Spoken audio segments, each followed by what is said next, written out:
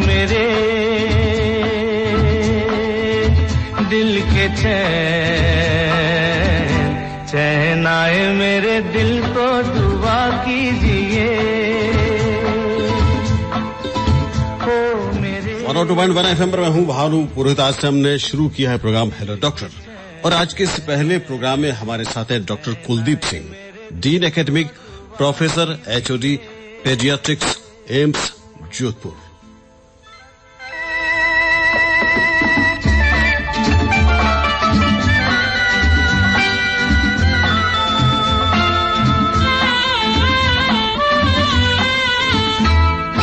अपना ही साया देख के तुम जाने जहां शर्मा गए। अभी तो ये पहली मंजिल है, तुम तो अभी से घबरा गए।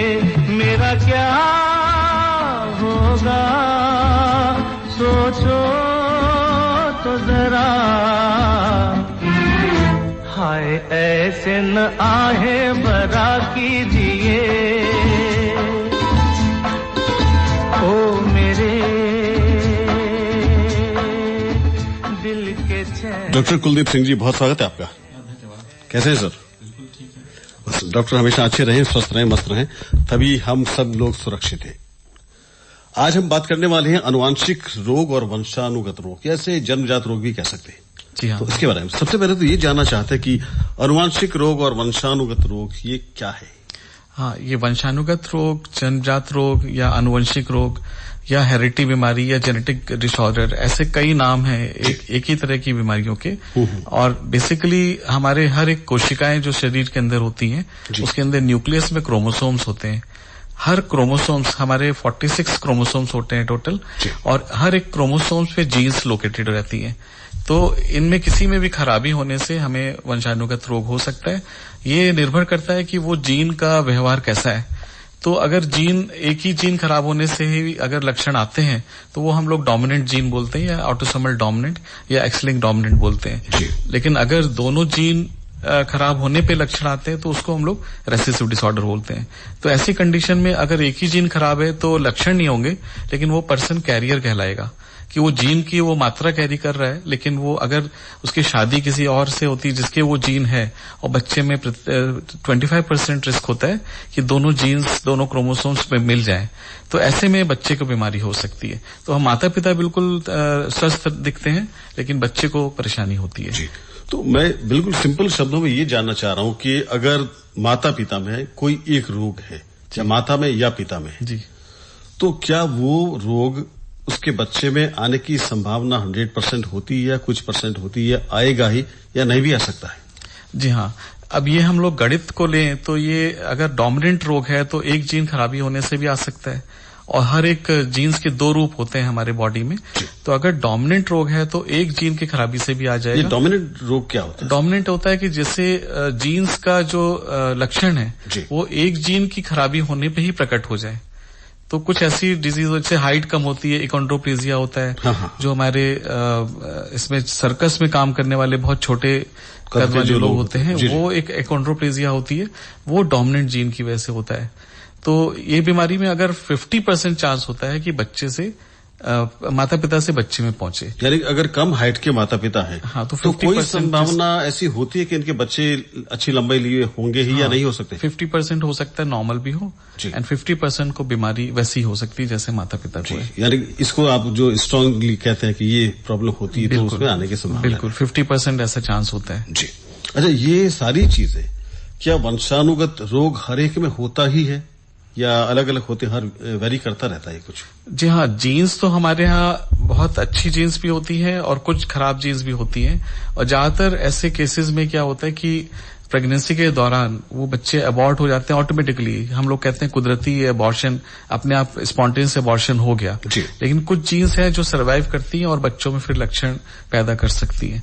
तो हर एक मनुष्य में होता है, लेकिन कभी कभी ये हमारे जो हमारे समाज है, सामाजिक विवाह की पद्धति है, उसके अनुरूप भी होता है। जहां पे विवाह आपस की रिश्तेदारी में होती है उसमें जेनेटिक बीमारियां ज्यादा होती हैं, और जहां पे दूर के लोगों में मैरिज होती है तो बीमारियां कम होने के चांस होते हैं। जी, बड़ी महत्वपूर्ण और काम की बात आपने बताई। जो हमारे संस्कारों में ये विधान था कि शादी करते वक्त ये भी देखा जाए कि लड़के और लड़कियों के गोत्र अलग हो जी, ये क्या इसी बात का एक संकेत है? जी बिल्कुल बिल्कुल। और उसके बाद ये भी देखा जाता था कि ननिहाल भी अलग हो। जी हाँ जी। और उसका जो घर है वो भी अलग हो, यानी कि बहुत दूर का रिश्ता हो। जी। तो थोड़ा सा मैं चाहता हूँ कि इस पे थोड़ा आप और प्रकाश डालें और विस्तार से बताएं सर ये कैसे काम करता है। जो हम लोग के क्रोमोसोम्स होते हैं सेल के अंदर, उसमें जीन्स होती हैं और ये जीन्स का लगातार परिवर्तन होता रहता है।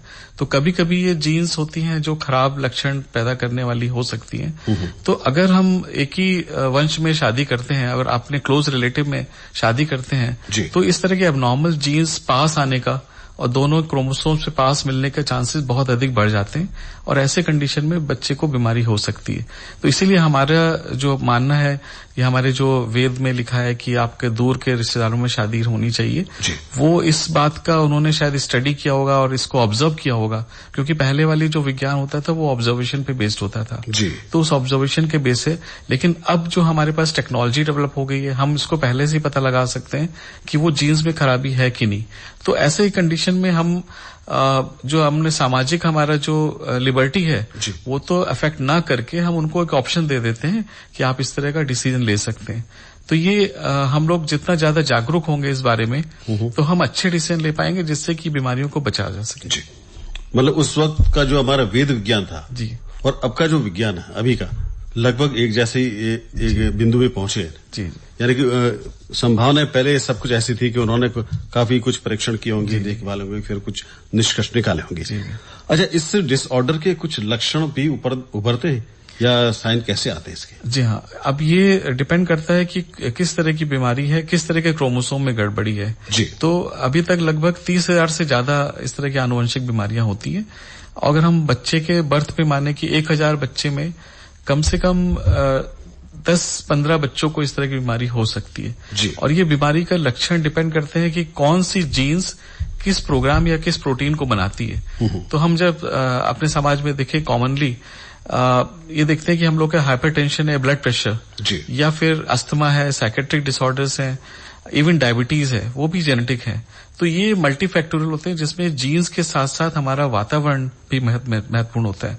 लेकिन कुछ इस तरह की बीमारी होती है जो क्रोमोसोम में खराबी होने की वजह से होती है और कुछ सिंगल जीन डिफेक्ट जो कि एक जीन में खराबी होने की वजह से होती है, जिसमें वातावरण के बिना भी उसके लक्षण प्रकट हो सकते हैं। और ये लक्षण डिपेंड करते हैं किस ऑर्गन को अफेक्ट कर रहे हैं, ब्रेन को अफेक्ट कर रहे हैं, हार्ट को अफेक्ट कर रहे हैं, या लिवर को, किडनी को, या स्किन को अफेक्ट कर रहे हैं। तो उस पर डिपेंड करते हैं जी। बहुत बड़ी बड़ी और मोटा मोटी आमतौर पर जो बीमारियां देखी जाती है, जैसे डायबिटीज है या दमा है, अस्थमा है या हार्ट प्रॉब्लम जो होती है, क्या ये भी अनुवांशिक होती है या वंशानुगत जो कहते हैं? जी हाँ, ये जो डायबिटीज भी हम लोग बोलते हैं, डायबिटीज है, हाइपरटेंशन है, अस्थमा है, ये मल्टीफैक्टोरियल डिसऑर्डर होते हैं या पॉलीजेनिक डिसऑर्डर्स या मल्टीजेनिक डिसऑर्डर्स।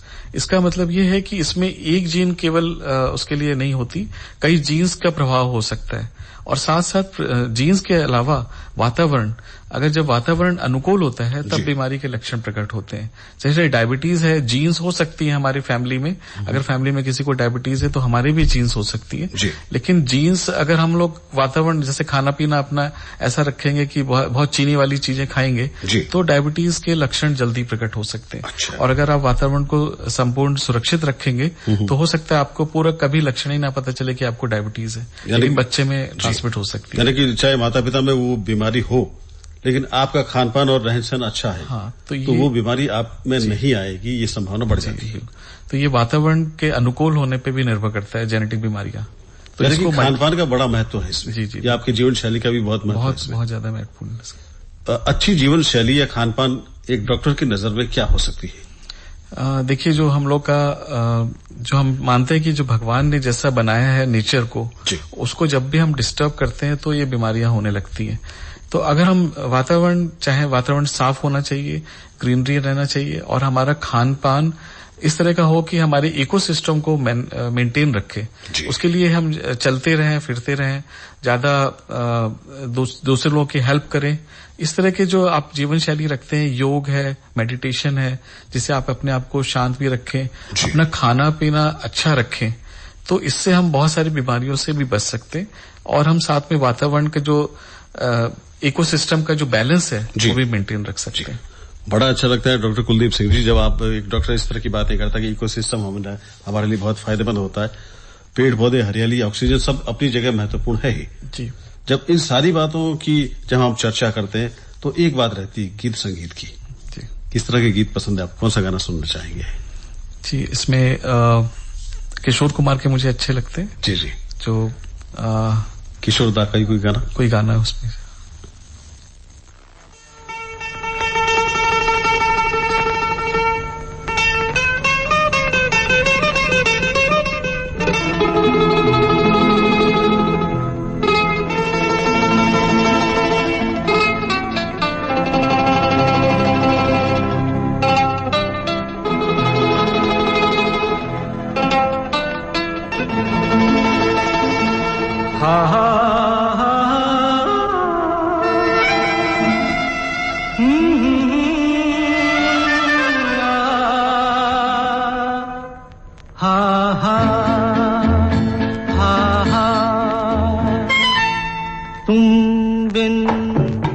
जाऊं कहाँ, तुम बिन जाऊं कहाँ, के दुनिया में आके कुछ न फिर चाह कभी तुमको चाह के, तुम बिन जाऊं कहाँ, के दुनिया में आके कुछ न फिर चाह कभी तुमको चाह के, तुम बिन हा हा हा हा हा हा हा हा हा हा हा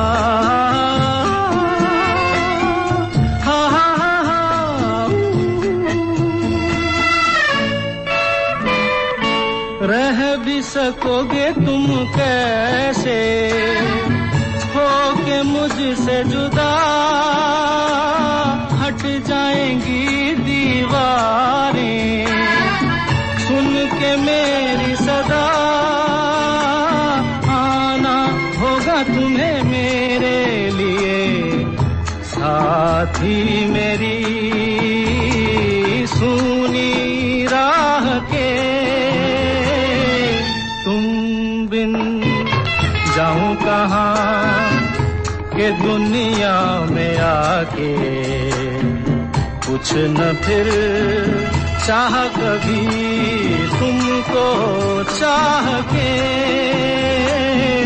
तुम बिन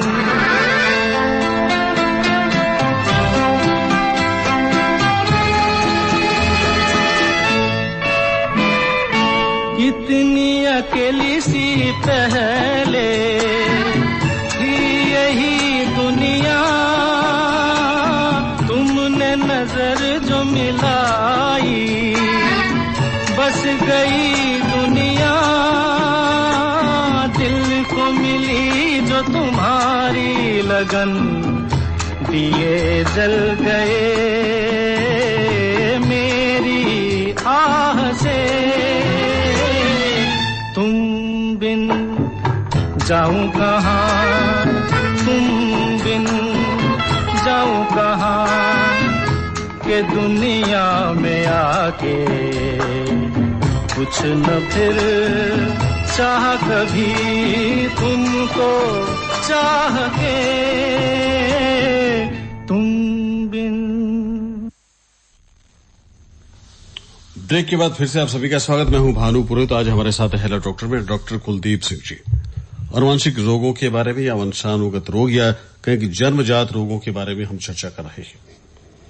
अभी जो तीसरी लहर की बात चल रही है डॉक्टर कुलदीप सिंह जी, उसकी बात करेंगे, बच्चों पर क्या प्रभाव पड़ने वाला है। लेकिन हम श्रोताओं को ये बता दें कि आप चाहें तो अपनी समस्याएं भी हमसे पूछ सकते। टेलीफोन नंबर आपको बता दें 2555-952 और 2555-972। ये बता दें कि आप समस्याएं वो पूछ सकते हैं जो अनुवांशिक रोगों के बारे में या वंशानुगत रोग, जैसे डायबिटीज है, अस्थमा है या हार्ट डिजीज है या एलर्जी है खून की कमी, रक्त अल्पता कह सकते हैं, एनीमिक पार्किंसंस वगैरह, इसी बात है डॉक्टर साहब? जी बिल्कुल जी। तो वो हमें पूछ सकते हैं फोन करके, काम की बात ही पूछे आप। एक बहुत प्रचलित शब्द है डॉक्टर कुलदीप सिंह जी कि डीएनए टेस्ट करवा लीजिए या डीएनए टेस्ट, ये आखिर क्या है माजरा, क्या होता है? ऐसा होता है कि हमने जैसे बताया कि कोशिकाओं के अंदर न्यूक्लियस में क्रोमोसोम्स होते हैं, 46 क्रोमोसोम्स हमारी बॉडी में होते हैं नॉर्मली, और हर एक क्रोमोसोम्स पे हमारे जीन्स लोकेटेड होती हैं। इन्हीं को जो टेस्ट करने के लिए हम लोग बोलते हैं कि जेनेटिक टेस्टिंग या डीएनए टेस्टिंग। तो ये निर्भर करता है कि वो कौन सी पार्टिकुलर बीमारी है, बिकॉज अगर हम हर एक जीन को देखने लगे तो बहुत ही कॉस्टली पड़ेगा, बहुत ज्यादा एक्सटेंसिव टाइम कंज्यूमिंग भी है। लेकिन अगर हमें पता है कि कौन सी जीन है, जैसे थैलेसीमिया है या मस्कुलर डिस्ट्रॉफी है या हीमोफीलिया है, तो हम उसको फिर आसानी से पता लगा सकते हैं। तो जेनेटिक टेस्टिंग के सबसे महत्वपूर्ण ये चीज है कि आपको ये डॉक्टर की सलाह के बिना नहीं कराना चाहिए, बिकॉज इससे कई चीजें और उत्पन्न हो सकती हैं। एक श्रोता हमसे जुड़ चुके हैं, जिससे हम बात कर लेते हैं। हेलो हेलो हेलो, आपने फोन किया है, अपना जो रेडियो सेट है उसका वॉल्यूम बिल्कुल कम कर दीजिए, सिर्फ टेलीफोन के माध्यम से हमारी बात सुनिए, क्योंकि आपकी आवाज इको होके फिर से हमारे पास आ रही है। चलिए, वो चले गए हैं। हम बात कर रहे थे डीएनए टेस्ट की।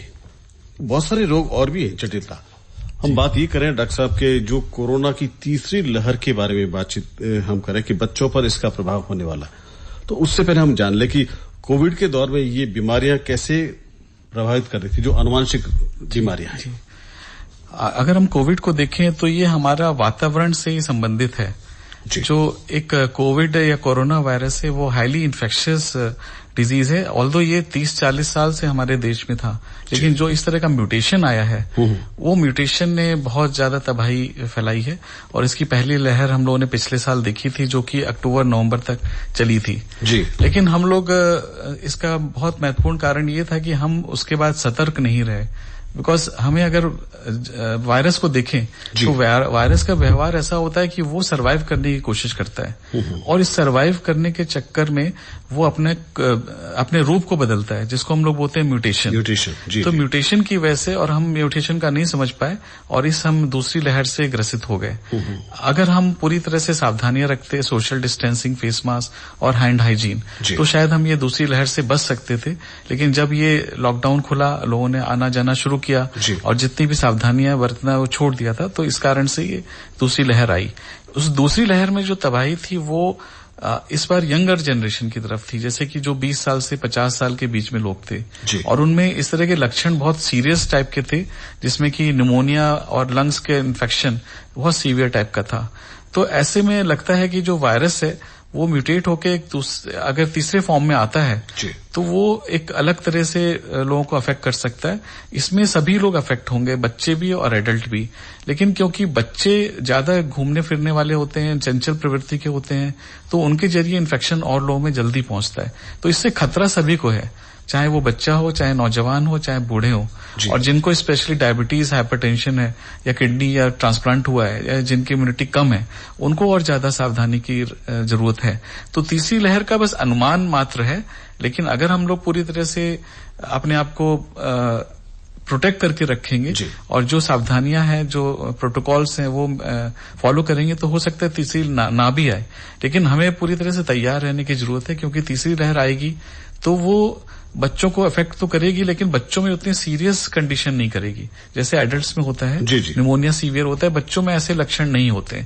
लेकिन बच्चों में एक और तरह का लक्षण जो अब हम लोग देखने को मिल रहा है कि लगातार 10 दिन से हमारे पास 11-12 बच्चे ऐसे पहुंचे हैं जिनको कोविड नहीं हुआ या हुआ है ये पता नहीं चलता, लेकिन 4 से 6 हफ्ते बाद कोरोना होने के बाद उनको कोरोना के हल्के मात्र लक्षण हुए होंगे या नहीं हुए, लेकिन उनका एंटीबॉडीज डेवलप होने की वजह से उनका इम्यून रिस्पांस ने ऐसे मैनिफेस्टेशन किए जिसमें एकदम शॉक में आते हैं, और उसमें हार्ट में सीरियस कंडीशन आती है, हार्ट में, और आईज में कंजंक्टिवाइटिस होती है जिसमें कि पस नहीं आता, तो नॉन प्यूरुलेंट कंजंक्टिवाइटिस, और शॉक होता है, फीवर काफी हाई ग्रेड आ जाता है।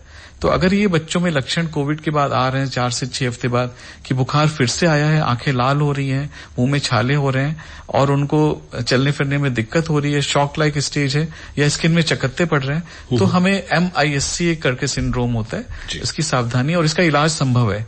तो अगर हम समय पे इसका इलाज करते हैं तो पूरी तरह से ठीक हो जाते हैं। तो ये तीसरी लहर में आने की संभावना है। बड़ी जो तस्वीर आपने पेश की डॉक्टर कुलदीप जी, बड़ी ही डरावनी भी है कि अगर सावधानी हम नहीं रखें तो ये चीजें आ सकती है। और अभी आपने केसेस तो देख रहे हैं कि और देख रहे होंगे अभी ऐसे केस आ रहे हैं।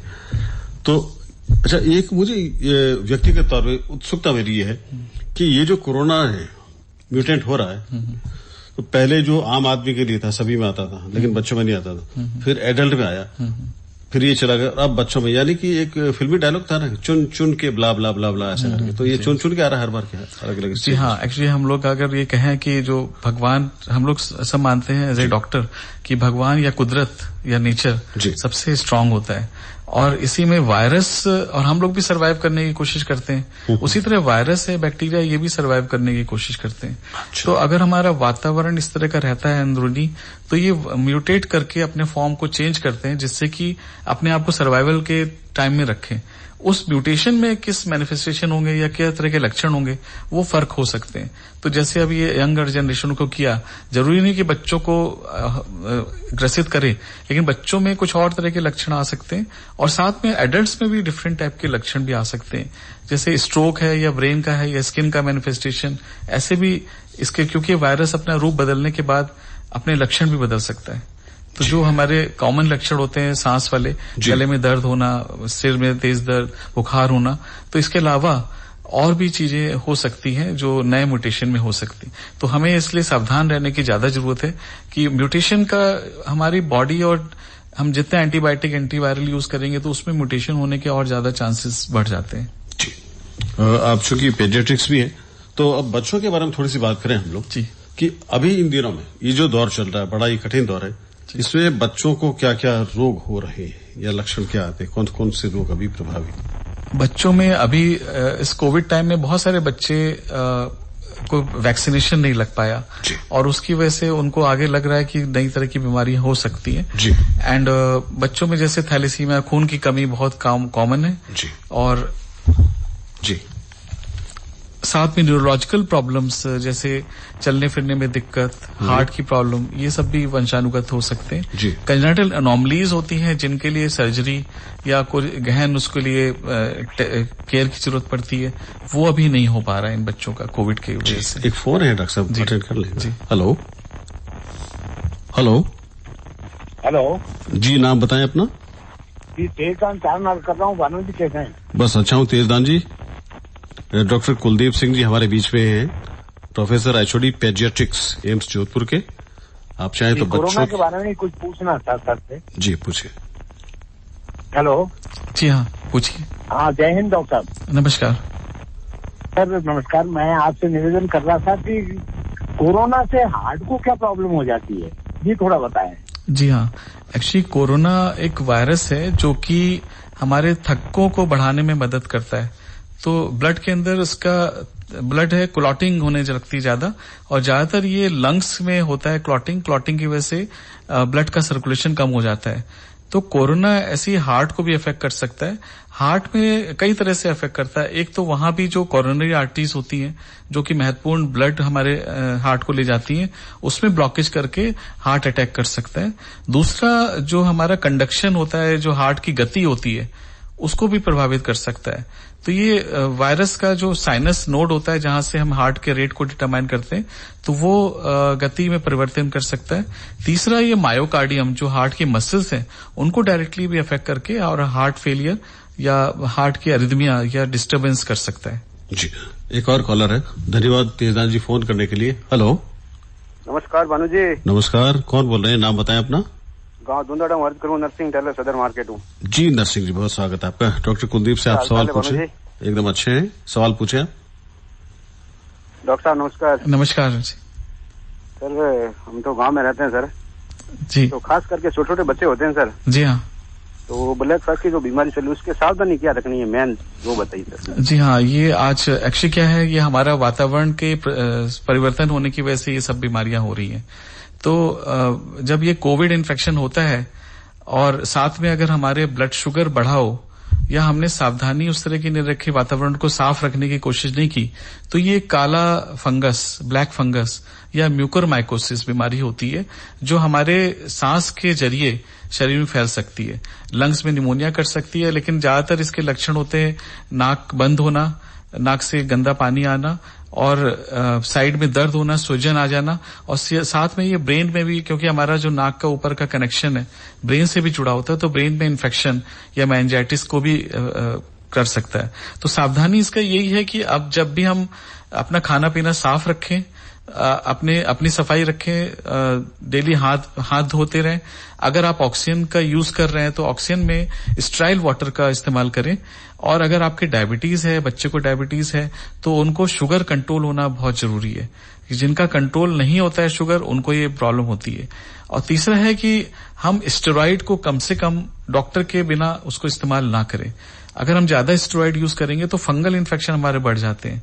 और चौथा हमारे एंटीबायोटिक्स होती हैं, वो हमारे एबनॉर्मल बैक्टीरिया को तो मारती हैं, बट हमारे नॉर्मल बैक्टीरिया जो फंगस से प्रोटेक्ट करते हैं उनको भी मार देती हैं। तो इसलिए सावधानी है कि एंटीबायोटिक का हम जब तक कि डॉक्टर ना बोले तब तक उपयोग ना करें। जितनी ज्यादा हम एंटीबायोटिक यूज करेंगे उतने फंगल इन्फेक्शन होने के चांसेस बढ़ जाते हैं। और उसमें म्यूकोरमाइकोसिस भी एक बीमारी है। जी, कितनी गहरी बात कही। कई लोगों की आदत होती है डॉक्टर साहब के मर्जी से कोई दवाई लेके आ जाता है और खाना शुरू कर दे, शायद थोड़ा बहुत आराम आए, उसके बाद उसको कंटिन्यू कर लेते हैं। तो ये भी घातक होती है। बिल्कुल बिल्कुल। इसमें एंटीबायोटिक हमें बिल्कुल नहीं लेना चाहिए जब तक कि इन्फेक्शन प्रूव ना हो जाए या डॉक्टर कहे कि एंटीबायोटिक लेने की जरूरत है। जी, अभी आपने बात की थी म्यूकोरमाइसिस, ब्लैक फंगस, ये एक ही चीज है दोनों। जी, तो अभी जो दर है, पहले तो बीच में अखबार भरे रहते थे या सूचनाएं आती रहती थी, अब इसमें रोकथाम हुई है, मतलब थमी है कुछ ऐसी घटना है? एक्चुअली फंगल इन्फेक्शन ऐसा नहीं है कि नया है, ये तो हम लोग बहुत समय से देखते थे। हम लोग जब बच्चों के या एडल्ट के आईसीयू में हम एंटीबायोटिक्स और बहुत सारी चीजें, ड्रग्स यूज करते हैं, तो वहां भी फंगल इन्फेक्शन होते थे। पर इसके सबसे अच्छी थी बात की कारगर दवा, जिसको एम्फोटेरिसिन बी बोलते हैं, वो अवेलेबल थी। और इस समय हमारे पास और भी एंटी फंगल एजेंट आ गए हैं, तो ये हम लोग इसको कंट्रोल कर सकते हैं। पर यह है कि अगर इस समय जब डिमांड ज्यादा हो जाती है और सप्लाई उतनी नहीं होती, तो लोगों को इससे परेशानी पैदा हो सकती है। अगर हम सावधानियां रखें तो हम म्यूकोरमाइकोसिस से बच सकते हैं। लेकिन अगर सही समय पे हम डॉक्टर के पास पहुंचते हैं तो म्यूकोरमाइकोसिस से होने वाली परेशानियों से भी बचा जा सकता है। इस समय हमारे पास एम्फोटेरिसिन भी पर्याप्त मात्रा में है और आगे हो सकता है कंपनी ज्यादा बनाने की कोशिश कर रही है, तो ये परेशानी भी कम हो जाएगी। लेकिन फिर भी हमारा सबको ये सलाह होगी कि म्यूकोरमाइकोसिस से बचना बहुत जरूरी है। उसके लिए डायबिटीज कंट्रोल होना, जब तक कि डॉक्टर ना बोले एंटीबायोटिक यूज ना करना, और स्टेरॉइड्स का सही समय पे डॉक्टर की सलाह के बिना ही इस्तेमाल करना, इससे बचा जा सकता है। बहुत सारे सवाल हैं, बहुत सारी बीमारियां जो हमने नाम ही नहीं सुने। डीबीटी है, इसमें पार्किंसंस है, मल्टीपल स्क्लेरोसिस है, और डाउन सिंड्रोम है, एलर्जी है, और हीमोफीलिया के बारे में तो आपने बताई। लेकिन चलते चलते डॉक्टर साहब हम चाहते हैं कि ये जो अनुवांशिक और वंशानुगत रोग है, इसकी रोकथाम के कुछ उपाय आप बताएं। सबसे पहला है कि इन बीमारियों का आमतौर पे ये बीमारी बहुत रेयर होती है, इसीलिए रेयर डिसऑर्डर भी बोलते हैं जी। क्योंकि ये बीमारी करीब 10,000 से लेके 1 लाख में, 2 लाख में एक किसी को होती है, और कभी कभी करोड़ों में एक होती है। तो आमतौर पे डॉक्टर्स भी मिस कर जाते हैं इन बीमारियों को। लेकिन अगर हम जागरूक होंगे और ऐसा हमें लगता है कि बच्चे में कुछ परेशानियां हैं, या हम एडल्ट्स में भी देखते हैं कुछ परेशानियां हैं चलने फिरने में, तो अगर हम राइट टाइम पे जेनेटिक के स्पेशलिस्ट के पास पहुंचते हैं, या जो स्पेशलिस्ट होते हैं, एक्सपर्ट्स होते हैं, उनकी सलाह लें, तो इनकी डायग्नोसिस संभव है। अगर हमें क्लिनिकली पता चलता है तो कंफर्म करने के लिए लेबोरेटरी टेस्ट भी आजकल अवेलेबल होते हैं, और अगर लेबोरेटरी भी कंफर्म हो जाता है तब हम इसको बचाव अपने अगले ऑफस्प्रिंग में भी या वंशानुगत होने से बचाने के लिए भी करा जा सकता है। तो बचाव का यही है कि जागरूक होना और जल्दी से जल्दी डॉक्टर को दिखाना, स्पेशली एक्सपर्ट्स को दिखाना, और इसके बारे में संपूर्ण जानकारी भी लेना। और ऐसे हमारे जो पार्किंसोनिज्म के ग्रुप होते हैं, डाउन सिंड्रोम के ग्रुप होते हैं, जो एक डॉक्टर से ज्यादा नॉलेज रखते हैं, तो अगर हम इनसे भी अपने आप को संबंधित कर लें, तो ये शेयर करते हैं ऐसी इन्फॉर्मेशन जो हमें अर्ली डायग्नोसिस में हेल्प करती है। बिकॉज ज्यादातर क्या होता है कि एक रेयर डिजीज का डायग्नोसिस 7 वर्ष लग जाते हैं बनने में। कुछ डाउन सिंड्रोम तो बचपन में पहचाना जा सकता है, लेकिन कुछ ऐसे रोग हैं जो हमें नेग्लेक्ट हो जाते हैं, नहीं पता चलता कि ये जेनेटिक बीमारी है। तो सही टाइम पे डॉक्टर्स का और एक्सपर्ट्स का हेल्प लेके और टेस्ट करा के हम बच सकते हैं इसमें। जी, तो ठीक है doctor Kuldeep Singh, hello doctor में आज आपने बहुत सारा समय दिया, लोगों की जिज्ञासाओं को शांत किया और बड़ी अच्छी अच्छी बातें बताई। आपका बहुत बहुत धन्यवाद। ओके, धन्यवाद।